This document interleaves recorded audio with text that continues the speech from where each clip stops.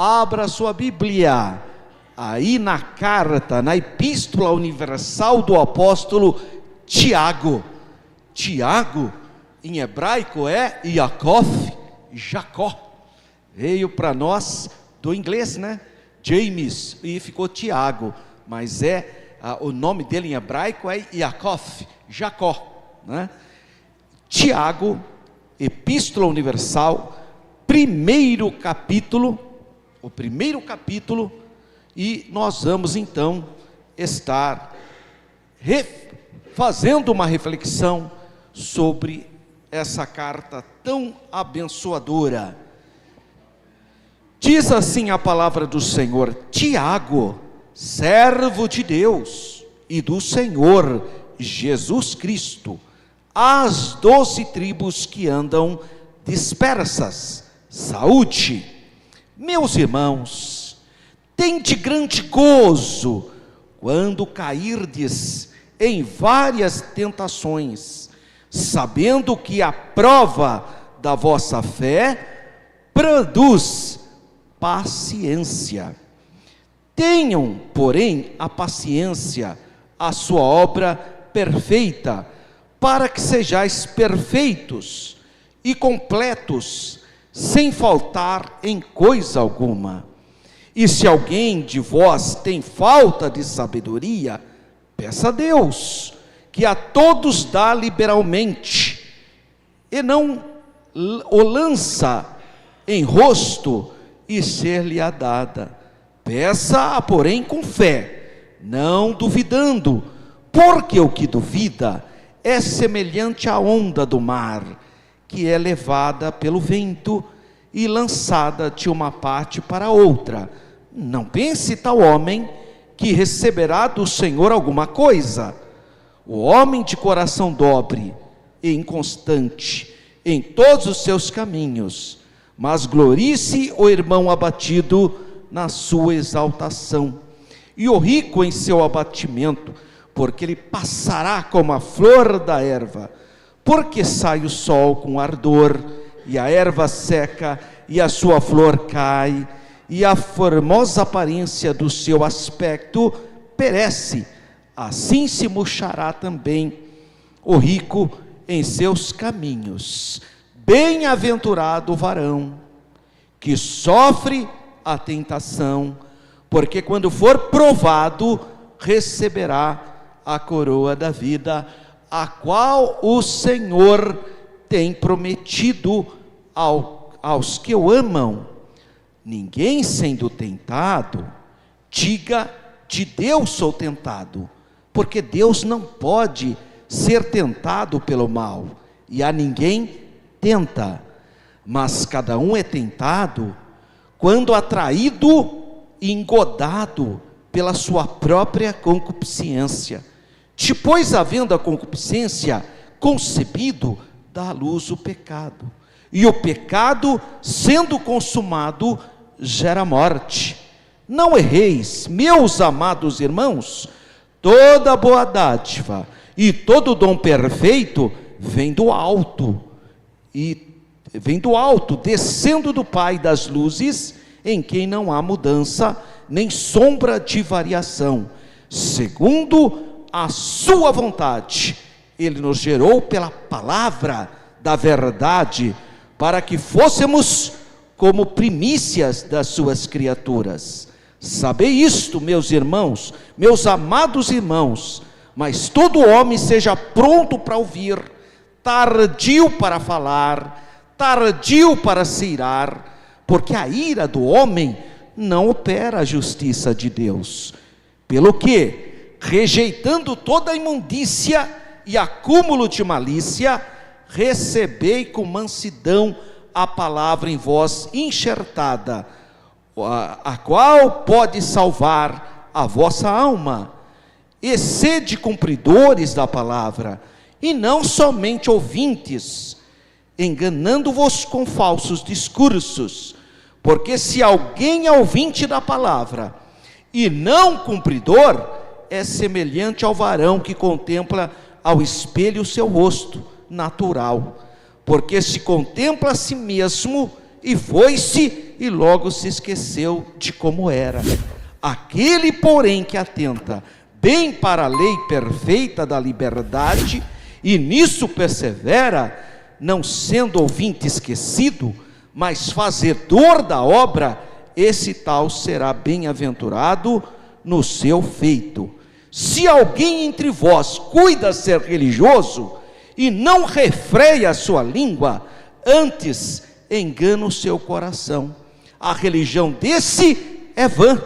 A religião pura e imaculada para com Deus o Pai é esta: visitar os órfãos e as viúvas nas suas tribulações e guardar-se da corrupção do mundo. Amém.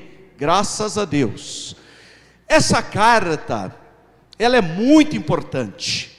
Quando ocorreu a reforma protestante, Lutero desprezou a carta de Tiago, porque Tiago vai falar no capítulo 2 sobre as obras, que a fé sem obras é morta. Então, o Lutero, ele achava que Tiago contradizia Paulo, que fala que o justo é justificado pela fé, mas não se trata disso. Não há nenhum tipo de contradição aqui. A questão é que a fé, ela é materializada através do seu fazer. Por exemplo, Abraão creu, e ele foi justificado por isso, mas ele não ficou deitadão lá debaixo da tamareira. Ele se levantou e foi levar o seu filho. Então ele materializou a sua fé. Assim também ocorreu com todos nós aqui hoje. Você creu, por isso você saiu da sua casa, e pela fé você está aqui. Você materializou a sua fé com a sua presença. Louvado seja o nome do Senhor. Lutero teve dificuldade em entender isso. Então ele disse que a epístola de Tiago era uma epístola de palha. Mas depois ele reconsiderou e viu que realmente ele estava equivocado. A epístola a Tiago, ela é muito importante para a minha vida e para a sua vida. Tiago foi o pastor de Jerusalém. Ele que está lá presidindo a primeira assembleia, lá em Atos capítulo 15, é Tiago. Esse Tiago aqui, ele era irmão do Senhor Jesus. Tem gente que pensa que esse é o Tiago, filho de Zebedeu, irmão de João. Não, aquele Tiago foi martirizado. Lá em Atos capítulo 12, diz que Herodes mandou matar Tiago, irmão de João. Portanto, não é o mesmo Tiago. Esse Tiago, ele só se converteu ao Senhor Jesus depois da ressurreição do Senhor. Ele não fez parte dos discípulos, mas ele foi chamado por Deus. E ele inicia a sua carta dizendo: Tiago, servo de Deus e do Senhor Jesus Cristo. Olha, irmão, que coisa maravilhosa. Jesus era irmão dele. Ele é filho de Maria, esse Tiago. É o que diz Marcos, os irmãos de Jesus. No entanto, ele reconhece o senhorio de Jesus. Ele não podia dizer assim: Tiago, servo de Deus, irmão do Senhor, né? Irmão de Jesus. Não. Olha só como que Tiago se posiciona. Tiago, servo de Deus e do Senhor Jesus Cristo. Então ele reconhecia o senhorio de Jesus. A primeira coisa que eu tenho que ter na minha vida, irmão, é reconhecer que Jesus Cristo é o Senhor da minha vida. Jesus é Rei da minha vida. Jesus tem que estar entronizado no meu coração. Louvado seja o nome de Jesus. Jesus é o meu Senhor. E aí ele vai direcionar a carta dele. Para quem que ele está escrevendo? As 12 tribos que andam dispersas. São as tribos de Israel. Porque Tiago é judeu, ele é o pastor de Jerusalém. Ele foi chamado por Deus para pregar o evangelho aos da circuncisão, judeus. E aí ele segue, ele fala: meus irmãos, tende grande gozo quando cairdes em várias provações, ou dependendo essa tradução aqui fala, tentações. Mas não é algo impressionante, porque todo mundo aqui já passou por provações. Tem irmãos que está sendo provado nesse momento. Tem irmãos que acabou de passar por uma provação, uma enfermidade, uma perda, um desemprego, um conflito familiar. Todos nós, irmãos, somos provados, todos nós. Não tem jeito de você falar, não, irmão, eu não sou. Claro que é, todo mundo passa por situações difíceis na vida. E o próprio Senhor Jesus disse, no mundo tereis aflições. Parece às vezes que está tudo bem, aí daqui a pouco começa os problemas, as dificuldades, e ele vai dizer aqui para mim, meus irmãos, tem de grande gozo. Mas como assim, irmão? Eu estou passando por uma luta, eu vou me alegrar? Pelo menos eu nunca vi, irmão, aleluia, estou na maior tribulação, eu nunca vi isso, irmão. Normalmente, quando a gente está em uma luta, quando você está passando por uma dificuldade, você está chorando, você está clamando, e ele vai dizer para mim, tem gozo, tem paz, porque Tiago, irmão, ele está passando a seguinte mensagem da parte de Deus. Todas as vezes que Deus pega uma pedra ou uma madeira, Ele precisa, para que aquilo tenha forma, para que aquilo tenha valor, para que aquilo tenha algum tipo de valoração, precisa ser trabalhado. E as provas, as lutas, são fundamentais para o meu aperfeiçoamento. Então a luta não é para destruir você, mas é para te aperfeiçoar. Sabe, às vezes, aquele nariz empinado, então Deus manda mesmo, Deus prepara a situação para você poder entrar em um processo de humildade. Então, você tem que compreender o processo que você está passando. Em outras palavras, o que Tiago está dizendo para mim? Olhe de maneira diferente a situação que você se encontra. Eu estou desempregado, eu estou enfermo, Olha, tenha paciência, busque a direção de Deus, porque existe um objetivo do seu estado. Você não foi colocado nisso para o seu mal. Você não está passando por uma situação adversa para a sua derrota. Não, meu irmão, Deus quer que você enxergue o propósito da sua adversidade. Essa enfermidade, Jesus disse, não é para a morte, mas é para a manifestação da glória de Deus. Esse vale que você está passando, minha irmã, esse vale que você está passando, meu irmão, não é para a sua derrota, é que Deus vai te capacitar, Deus vai te dar graça, Deus vai te dar poder, Deus vai te dar unção, para você ser um canal de bênção.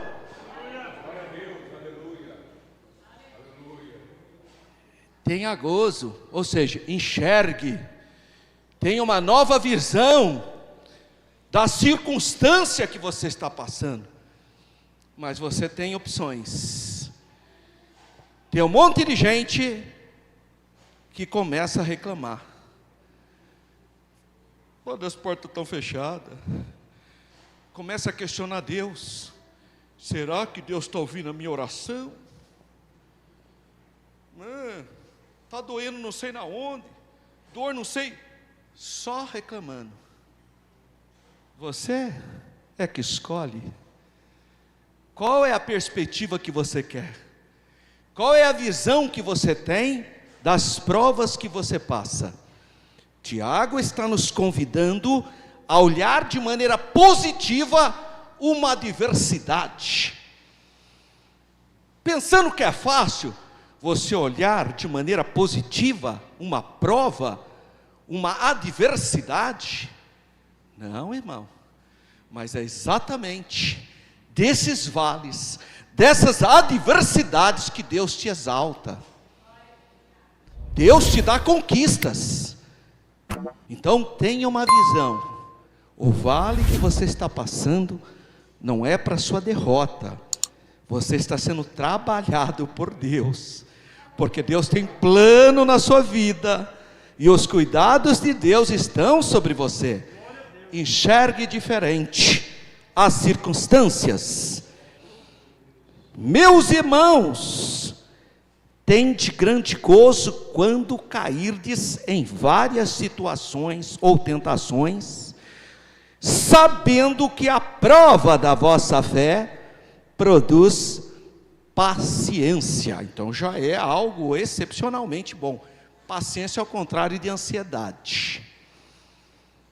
Não é para ficar ansioso, é para ter paciência, irmão. Você está sendo trabalhado e precisa de situações dessa natureza para você ser um marido melhor, para você ser uma esposa melhor, para você ser um filho melhor, para você ser um ser humano melhor. Situações que acontecem para eu ser uma pessoa melhor, para que a potencialidade, coisas boas possam fluir dessa circunstância. E ele fala aqui que se você não consegue enxergar o plano de Deus para a sua vida, nesse vale que você está, às vezes um vale tenebroso, um momento de escuridão, um momento de totalmente sozinho ou sozinha, então você tem que pedir para Deus sabedoria. Ao invés de ficar reclamando, meu Deus, não sei porque eu estou nessa situação, eu não sei o que aconteceu. Peça a Deus sabedoria. Isso aqui está dizendo que eu devo orar. Eu tenho que buscar a presença de Deus. Na eternidade, quando nós estivermos todos juntos com a igreja gloriosa, aí você vai entender e você vai mensurar o poder da oração. Aqui você tem essa arma, mas não usa. Tem um monte de gente que não ora, mas não ora de jeito nenhum, irmão. Até na hora que a gente pede para orar, está com o olhão aberto assistindo televisão, sei lá eu. Não ora. Até a hora que a gente fala, vamos orar, irmãos, vamos orar, não consegue orar. Quer dizer, não tem uma experiência com Deus. A hora que a gente pede para orar, irmão, é para orar. A hora que é para cantar o hino, é para cantar o hino. A hora para glorificar, vamos glorificar. E a palavra de Deus diz: se alguém de vós tem falta de sabedoria, não está entendendo as coisas, peça que Deus dá deliberadamente. Agora, tudo que você pede tem que ser um ato de fé. É pedir por pedir. Não. Crendo. Creia. Faça propósito. Seja firme no seu propósito. Peça, porém, com fé. Sem dúvida. Crendo. Peça com fé. Porque o que duvida é semelhante a uma onda do mar, que vai e vem, né? Espumando. Quer dizer, não tem propósito. Essa pessoa nunca vai ser bem-sucedida. Aí ele vai nos exortar, falando de algo muito importante, aqui no versículo, ainda no primeiro capítulo, no versículo de número 13. Olha só o que ele diz: ninguém sendo tentado, diga, de Deus sou tentado. Na verdade, o que Deus faz com a gente é prova. Ele nos prova. Tentação não procede de Deus. As tentações, irmãos, são ataques malignos. A tentação, olha o hino que nós cantamos aqui: tentado, não cedas. Ceder é o quê? Pecar. Então você tem que enfrentar os seus medos, não ceder à tentação, porque a tentação é maligna. A prova não. Provação já é para seu próprio crescimento. Agora as tentações vêm, mas Deus te dá livramento, Deus te dá graça. E ele fala aqui, ó, ninguém sendo tentado, diga de Deus sou tentado, porque Deus não pode ser tentado pelo mal, e a ninguém tenta. Então tentação não é da parte, não vem de Deus. Agora você tem que ter resistência, porque nós estamos sujeitos a essas circunstâncias, nós estamos sujeitos, mas Deus nos capacita para enfrentar as circunstâncias. Como que Jesus enfrentou a tentação? Nós vimos aqui a pregação, não nesse domingo, no domingo passado, né? Não, retrasado. O presbítero irmão Emerson falou também, e eu também já tinha ensinado aqui na igreja, sobre a tentação do Senhor. É o diabo que tenta. E como Jesus venceu a tentação? Citando a palavra. Então a palavra de Deus é a maior arma contra a tentação. Por isso que é bom você vir na escola bíblica dominical, vir no culto de terça-feira de ensino, porque a palavra de Deus é que vai te dar condições de você enfrentar a tentação. E aí ele começa a explicar como é que funciona esse processo da tentação. Olha, mas cada um é tentado quando atraído e engodado pela sua própria concupiscência. Está vendo, irmão? Olha aí a origem da tentação que vem sobre nós. Depois, havendo a concupiscência concebido, quer dizer, gesta. A concupiscência concebida dá a luz ao pecado. E o pecado, sendo consumado, gera a morte, a separação, ou seja, você perde a comunhão. Morte aqui é no sentido de separação. Você perde o prazer das coisas de Deus. Você não tem mais força para orar, para ler a palavra. Gerou morte, separação. Mas isso vem das próprias escolhas que nós fazemos. Então ele diz: não erreis, meus amados irmãos. Olha a palavra, não erreis. E aí ele vai dizer que toda dádiva e todo dom perfeito vem do alto, quer dizer, a contraposição da tentação. Ao invés de você ficar vulnerável à tentação, busca os dons espirituais. Ué, você não está precisando de poder? Vai buscar o batismo no Espírito Santo, vai, evoca o nome de Jesus, clama pelo sangue de Jesus, clama, irmão. Nós precisamos aprender a ter um hábito. Todas as vezes que você for tentado, provado, provocado, entra numa campanha de consagração. O diabo nem vai mais querer ficar jogando seta em você, porque aí você vai entrar para um outro. Dê resposta. Não fique parado ou parada. Não, reaja. Faz propósito. Agora que eu vou orar mais ainda. Agora que eu vou me consagrar mais. Agora que eu vou me dedicar mais ainda. Quer dizer, reaja. Não fique indiferente, passivo, não. E a palavra de Deus diz aqui: sabeis isto, meus amados irmãos, mas todo homem seja pronto para ouvir e tardio para falar. Pronto em ouvir, tardio para falar, tardio para irar. Sabe qual é o nosso problema? As pessoas nem falaram, você já está querendo responder. Nem ouviu direito, já está respondendo. A nossa sociedade, isso é generalizado. Eu converso com muitas pessoas, irmão. Tem pessoas que vêm conversar com a gente, não deixa nem a gente falar, porque a gente vai falar, interrompe a gente. A gente vai, interrompe, porque fala. Irmão, seja tardio em falar. Maridos, ouça mais o que sua esposa tem a dizer para você. Irmãs, escute um pouquinho o que seu marido tem a dizer para você. Ouça um pouquinho mais, irmão. Deixa as pessoas falarem. mas não dá, parece que é uma coisa, você já interpreta. Pessoa, não deixa a pessoa falar primeiro, entenda o contexto. Você já está querendo dar resposta, por quê? E ele diz aqui, olha, Tiago, pelo Espírito de Deus, sabeis isto, meus irmãos, mas todo homem seja pronto para ouvir. Ele está me ensinando a ouvir mais e falar menos.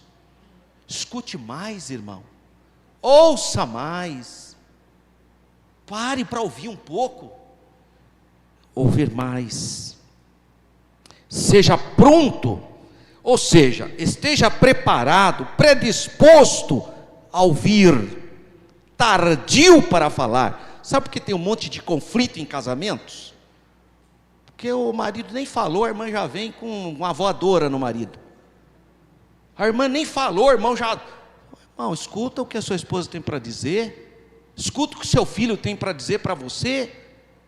Que essa precipitação, tem coisa, irmão, isso já ocorreu comigo. Eu estou falando uma coisa, a pessoa está falando outra.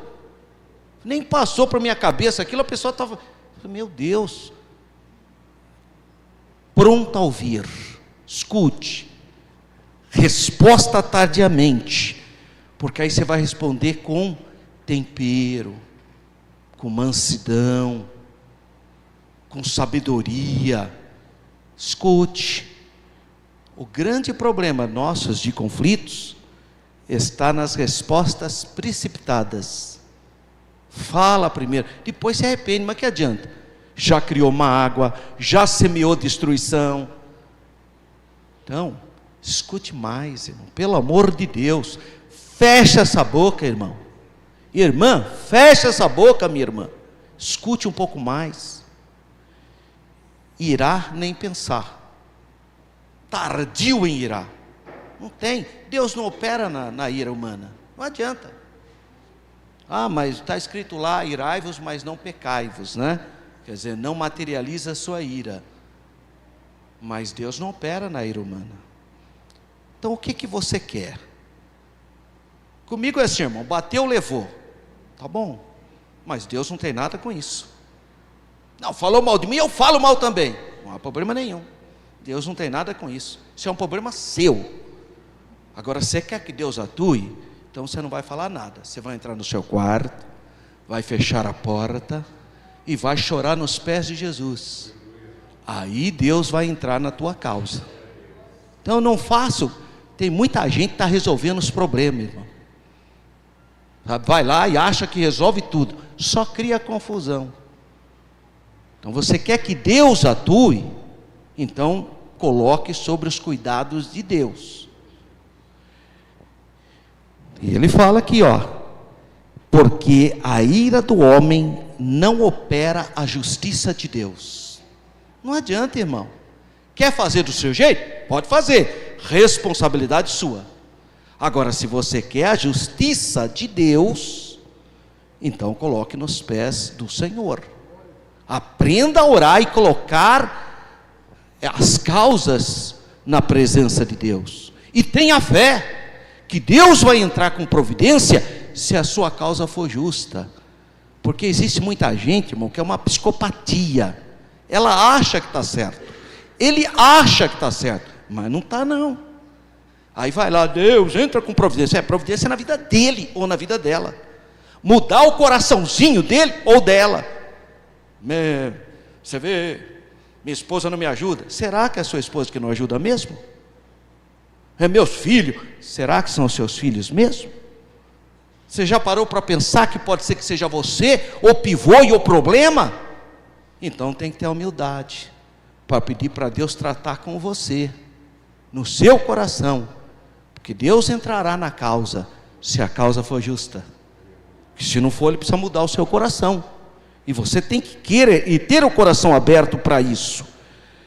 Sede cumpridores da palavra. Porque tem um monte de gente que vem no culto, ouve, levanta a mãozinha, ai que maravilha, mas não cumpre a palavra, irmão. Chega lá no mundo, age como mundano. Chega lá fora, age como iníquo. Não, sede cumpridores da palavra. Você tem que desejar que a palavra de Deus tenha efeito no seu coração, para você mudar de comportamento. Deixa Deus trabalhar no seu coração. Deseja ser um vaso de honra, de bênção, de santificação, cumpridor da palavra, não simplesmente enganado por falsos discursos. É isso que nós estamos vendo hoje no Brasil, em muitas igrejas evangélicas. As pessoas vão lá para ter, sabe o quê? Apenas palestras de autoestima, de egoísmo, mas não quer mudar a vida não, irmão. Não quer não. Já ouviu alguém querendo fazer uma campanha? 7 sexta-feira, irmão. Mas para quê? Para Deus me dar um carro. 7 sexta-feira, para Deus me dar um terreno. 7 sexta-feira, só coisa material, irmão. Você já viu alguém falar, irmão, eu estou aqui consagrando 7 sexta-feira para Jesus me batizar com o Espírito Santo? Coisas eternas, coisas espirituais. Irmão, eu estou me consagrando aqui, eu vou vir todo mês, eu vou participar, porque eu quero que Deus faça de mim um marido melhor. Não tem não, irmão. As pessoas só querem coisas materiais, elas estão confundindo. Perdeu a ideia do que é mais importante para a sua vida. Perdeu completamente a noção das coisas. Se alguém é ouvinte da palavra e não cumpridor, é semelhante àquela pessoa que olha para o espelho e depois ela sai e já não lembra mais como que era a imagem dela. Olhou no espelho e saiu, já não lembra mais. É isso que ele está dizendo. Claro que há um contexto aqui. Naquela época não tinha tanto espelho como tem hoje, né? Claro. Basicamente as pessoas se viam na água, né? Onde tinha reflexo da imagem. Mas, de qualquer maneira, nós temos que ter uma postura. Não só ser ouvinte. Irmão, que palavra, hein? Sim, mas qual o efeito que teve na sua vida? É aqui que ele vai falar que a fé sem obras é morta. Estão entendendo por que ele vai falar que a fé sem obras é morta? Tem um monte de gente que, eu tenho fé. Tem fé, mas não vem orar aqui de terça-feira. Tem fé, mas não participa de uma consagração. Tem fé, mas não vem numa vigília. Tem fé, mas não ajuda com o santo dízimo. Tem fé, mas não colabora com as crianças do Instituto Paulo Freire. Tem fé, mas não semeia no quilo de alimento não perecível. Tem fé, mas não vem todo domingo glorificar a Deus. Que fé é essa? Morta. Fé morta. Esse é o contexto da fé, no capítulo 2 que ele vai entrar. Mas ele já está preparando o coração dos irmãos. Que fé é essa que você tem? Fé para resistir, fé para materializar. Você já é salvo pela fé. A fé é o sacrifício de Jesus. Mas como que eu vou materializar a minha fé? Irmão, Deus te abençoe, viu? Sim, mas o irmão está com fome. Você falar Deus te abençoe, resolve a fome do irmão? Por isso que a fé sem obras é morta. É nesse aspecto. E ele nos diz claramente, porque a pessoa que ouve a palavra e não coloca em prática, mas Jesus já falou isso, irmão. Jesus compara as duas construções, uma construção na pedra e uma construção na areia, e ele fala exatamente isso. A quem semelharei a pessoa que não cumpre a palavra? Como o homem que constrói uma casa na areia. A hora que vier a primeira tempestade, não tem alicerce. Basta mostrar qualquer tentaçãozinha, já cai de boca no chão. Qualquer influência de amigo, já cai. Qualquer influência do mundo, já cai. Não, irmão, você tem que se edificar na rocha que é Jesus. Na pedra angular, na grande pedra que é Jesus. Alicerçado, porque virá a tempestade, porque virão os ventos, porque virão as lutas de cada dia. Todos nós seremos provados. Tempestade levantarão contra nós, mas você que está edificado em Cristo tem alicerce. Deus te guardará, o Senhor guardará a sua casa, o Senhor guardará a sua entrada e a sua saída, o Senhor te guardará de todo mal. Louvado seja o nome do Senhor. O Senhor nos guarda. Então, firme, tem estrutura. E ele vai fechar aqui dizendo o seguinte: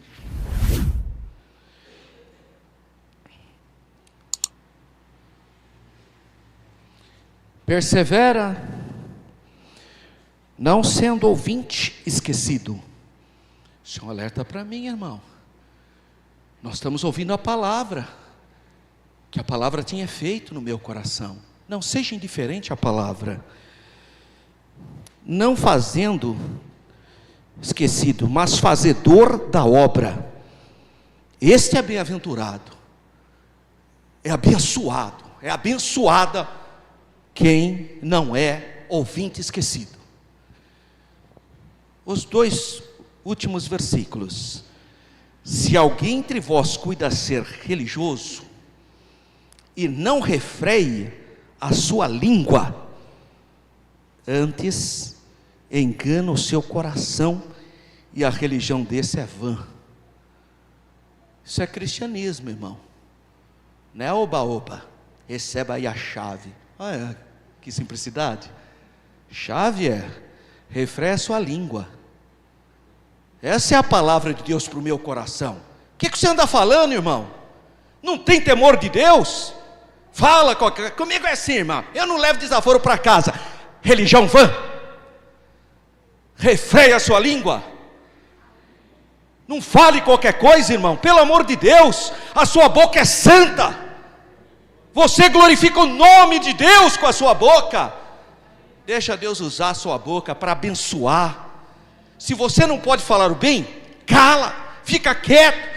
Não abra sua boca para maldizer, para falar mal de ninguém, para depreciar ninguém, para desconstruir ninguém. Não faça isso, mas que a sua boca seja um canal profético de edificação, de consolação, de edificação, que as pessoas tenham prazer de ouvir o que você tem a dizer. A vontade de Deus é que você seja um canal de bênção. Se alguém entre vós cuida ser religioso e não refreia a sua língua, antes engana o seu coração, a religião desse é vã. É inócua, é sem sentido. E claro que Tiago vai falar algo do contexto dele, né? Ele vai dizer: a religião pura e imaculada, sem mancha, para com Deus o Pai, é esta: visitar os órfãos e as viúvas nas suas tribulações e guardar-se da corrupção desse mundo. Vamos entender o que significa visitar os órfãos e as viúvas. 2000 anos atrás, órfãos e viúvas estavam basicamente condenados à escravidão. Não tinha nenhuma ajuda social, não tinha INSS, não tinha nada. Se o marido morresse, acabou seu mundo.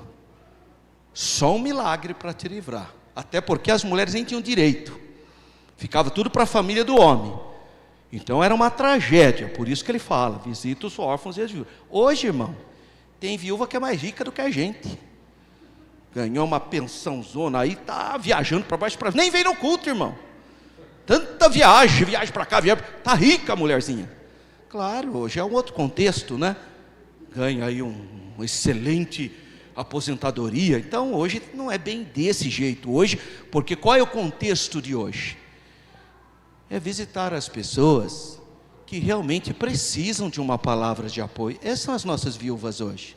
Os nossos órfãos hoje é aquele irmão que precisa da sua visita. Você sabe, você conhece, está passando por uma luta, precisa de uma palavra de apoio, de carinho, precisa de um abraço.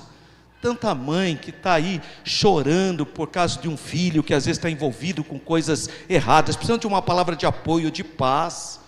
Tantas pessoas que tiveram perdas, precisam de um abraço, de um carinho, de um apoio. São os nossos órfãos e viúvas hoje. Mas ele fala algo aqui, para encerrar o versículo, hein? Guardar-se da corrupção do mundo. Falou em corrupção no Brasil, a pessoa já pensa naquele homem com a mala cheia de dinheiro da Praça é Nossa. Sabe aquele homem que a gente não entende nada do que ele fala? né? Não vem disfarçando, não, irmão. Você assiste televisão. Não estou sabendo o que está falando. Claro que você está sabendo. É aquele homem que está com a mala cheia de dinheiro. A gente falou em corrupção no Brasil, se associa a dinheiro. Associa em político, porque já teve cada flagrante absurdo. É gente com dinheiro em tanto lugar que só Deus na causa. Mas a corrupção que ele está falando aqui não é a questão do dinheiro. É a corrupção ideológica das relações. O marido que não é completamente fiel ao cônjuge. Irmão, primeira pergunta que eu faço quando há separação de obreiros, que o pastor Paulo muitas vezes pede para eu fazer o crivo, eu pego o celular do irmão que vai ser separado, entrego para a esposa. Abre para mim o celular do seu marido. Graças a Deus, até hoje todas abriram. Graças a Deus, porque vai ser muito complicado se a irmã não souber a senha do celular do marido. Para mim vai ser muito perturbador isso, né? Pode ter senha, irmã, fica à vontade. Só que a sua esposa tem que saber qual é a sua senha. Pode ter senha, irmãzinha. Só que o seu marido tem que saber.